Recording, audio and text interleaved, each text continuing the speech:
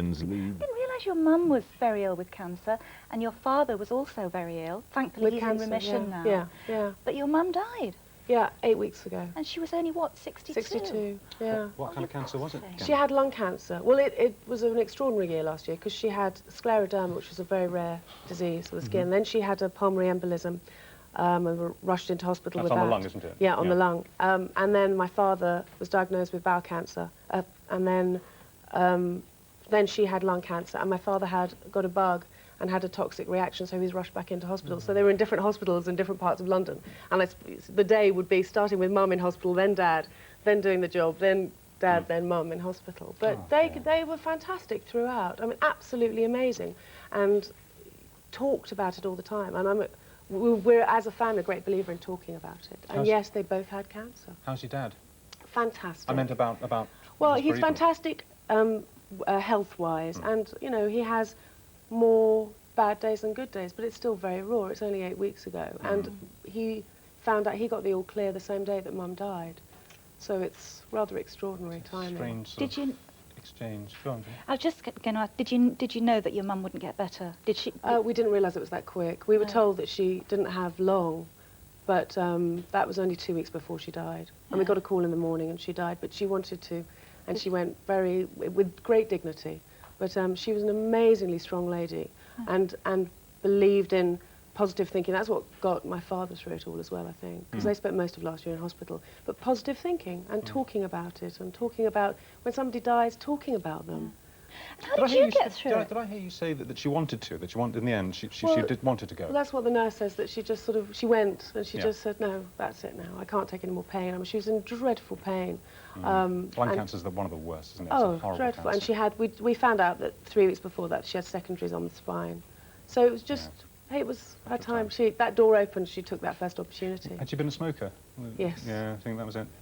A lot of people wouldn't have got through that. They would have taken time off. They wouldn't have been able to do the job that you do, which means you have to project such warmth and professionalism on the screen every day. But you kept working. Oh yes, and absolutely. And you know, my father is, you know, straight after Mum died, he didn't go back to work the next day. But you know, the work ethic is, the show must go on. And I could, if I sat at home, I could practically hear my mother saying, "What do you think you're doing?" She was a very, very strong lady, very brave, strong lady, and she actually knew about this show. Whatever You Want. Yeah, she read about Whatever You Want. What, as an up-and-coming vehicle? Yeah, it was in a magazine, and I hadn't told them because I'm terribly superstitious. If I ever talk about a show that I really want, I think it won't happen. And my mother, this is absolutely gospel true story. My mother rang me up. She said, "I've read about this show. It's called Whatever You Want, and it's made by Hattrick for the BBC, and I think you should call them." And I said, "This is the weirdest thing. I am going for a meeting with them tomorrow." And she said, "You're going to get it." And then I phoned her up and I said, "I've got it." And when we were allowed to talk about it, she phoned the cousins in America and everything, so she was really proud. She didn't live to see it, but she was with me in the recording. You could feel her presence. Definitely, yeah, just going, "Good, go for it, girl. I'm not sure about those shoes, though," which is what she always used to say. It's funny, the strength of feeling that you had that she was with you was so strong that when you were talking to our researcher, I think yesterday on the phone, they actually thought you meant that she was with you, know, that she managed to come out of hospital for a day or something. But you did feel that presence. But Dad was there. Dad came along to the studio for the first show, Yeah. Well, he is, and your mother was, incredibly proud of you. I mean, it's the love and the backing of your parents, which has been a help to you, isn't it, actually, in your career? Oh, absolutely. And through last year, with all the bad press and everything, and even though they were sitting there in hospital desperately ill with cancer, you know, they'd be reading this thing, "Oh, yes, ignore it." And like, "Oh, all right then." You know, I'll try. Well, actually, I suppose in some ways I can see that being a help, because actually sometimes when we're really down about something, we sort of say, "Hey, you know, nobody's dying. Stop worrying about this. You know, we're all, thank God, touch wood, quite healthy. Get this into proportion." Absolutely. So when you're actually faced with any kind of professional problems, and you actually realise what is happening to other members of your family, you can get that right. And it did help. But I think I'm great believer, and I'm sorry I've said it already, but positive thinking and talking about it, and not saying the big C, which somebody said to me the other day, said, "Oh, I read about your mother, she had the C word," and she had cancer, and he went, "You don't mind saying it?" "No, they're cancer. You know, was it 1 in 3 people in this country have cancer?"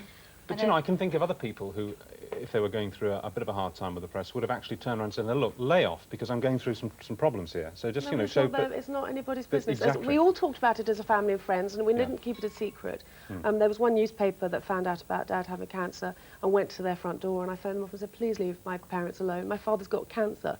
I'm sorry I didn't phone you to tell you, but, you know, leave them alone, And you know. They were very nice. Very, very nice. And wrote a super piece about him. But also, you know, there are people who are worse off. You know, I can't stop my job. It just so happens that I'm in the public eye, but I'm not going to stop my job because my parents aren't well. You know, there are people who are even worse off. So. Yeah. Absolutely. I remember my dad had cancer too, and you talk about people not wanting to say the word. He was being treated for a time at one of the Christie Hospital in Manchester, which is one of the biggest. And honestly, some of the patients used to go to a local pub and have a drink, and people would back off. They thought they could catch it in some kind of way. It's absurd, ridiculous. Yeah. Mind you, I do think that there may be some slight confusion. Maybe these days there isn't so much of a taboo area around cancer. It's just about death. I mean, when my dad died, when he was 49, I had 2 weeks off work. 49? Yeah, I had a heart attack. And I came back into work. I worked on a radio station. And to his, in a sense, to his credit, my producer on the show didn't say a word to me because he thought I'd be embarrassed or upset or whatever. He didn't say, like, how is it and how, you know, how are you feeling now? It was as if I'd been on holiday for 2 weeks. And actually what I wanted was to talk about it. Absolutely. And I think you keep somebody alive by talking about them. And you do that so wonderfully on this show. You know, a chance for everybody to talk. And I think it's great when, you know, when people are going through the same thing and they can call up and share. Well, you deserve your success at the moment. Congratulations. Yeah, it's great. Yeah, it's a great little show. I'm really pleased for you. Fantastic. Thank you. I'm Thanks having for coming such a good today. time. Thank you. All right, we'll see you on Saturday. Yes. What time? 7 o'clock, 7 BBC o'clock, One. BBC One. Yes. OK, that'll do. All right. Listen, I know this sounds completely ridiculous, but over the years, we have realised, spookily, that this programme directly controls the British weather. We do an item on barbecues, the weather breaks the next day. There you go for you. It's true. Carry on It doing stuff happens. about raining all through the summer. Well, no, because the opposite happens, you see. So, sorry to all the farmers and gardeners out there, but we are doing a fashion item now on stuff that protects you from April showers, which guarantees the drought will continue for about 3 months. Yay!